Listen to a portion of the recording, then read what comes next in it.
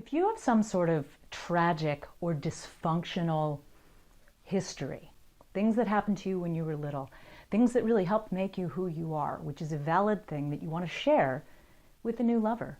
You know, when you meet somebody and you're falling in love and you want to tell them everything about you, you want to be soulmates, and you want to tell them your story, and you need to tell them your story because that is how emotional intimacy really builds. But there is a time and a way and an expectation that should go along with that. And first and foremost, you need to be really getting into a deeper relationship with somebody before you reveal that kind of stuff. That is not something that you talk about on really the first 5 to 10 dates. And if you're just dating someone, that doesn't need to come up. It shouldn't come up. Because this is the way you should look at it, right? Those are personal things about you. And being an open book is a sign of a lack of boundaries. So you do not want to be an open book about tragic things that have happened to you or emotional things that have happened to you that are heavy for you to talk about. Now, if you've been dating someone for a while and it feels appropriate that you want to share this with them, give them a heads up. Don't just throw it at them. Let them know, hey, I have some difficult stuff that has happened to me that I'd like to share with you when you feel like you're ready. And give them a heads up. And the expectation should be nothing more than just their acknowledgement that it happened. It's better if you've worked on it and you've worked through your issues, you've talked to someone about it, whether it's some sort of counselor or therapist or coach, or at the very least your best friends, and people close to you know about it, and you've talked it out, and you've done some work around it, you've read some books about it, and you're not coming at it raw. Because if you're not capable of telling your story without really breaking down and crying, I mean, you know, it's like we all get a little emotional sometimes. That's endearing, and that's fine.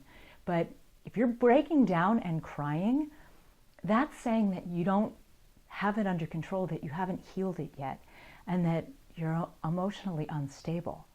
And you don't want to send that message to somebody that you're trying to connect with.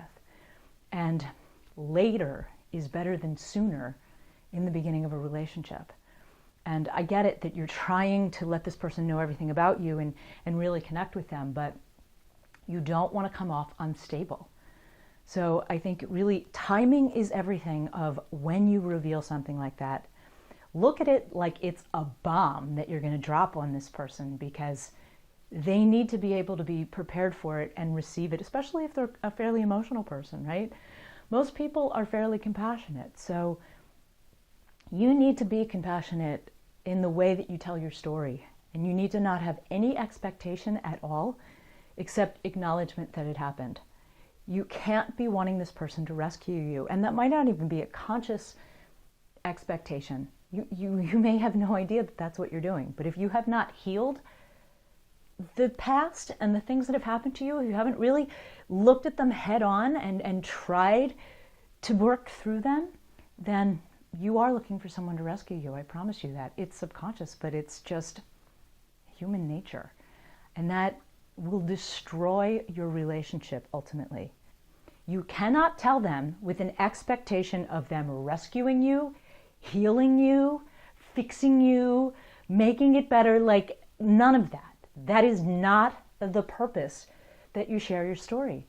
And I'm telling you this because I think, you know, all too often, and probably a much younger me, you know, you get wrapped up in telling your story to someone that you're falling in love with, and you do want them to rescue you. You feel connected to this person, and you're like, well, make it better for me, make it better, right? You just want it to be better, and you've probably been struggling to try to make it better your whole life. And so, yeah, you want to share it with this person that you love, and you need to share it. I'm not saying that you shouldn't share it. You need to share it.